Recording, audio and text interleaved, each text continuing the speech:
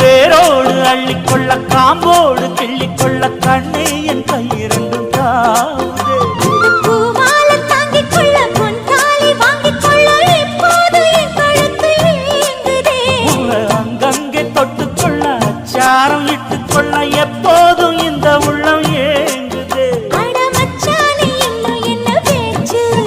அடி மாங்கல்யம் செய்ய சொல்லி ஆச்சு.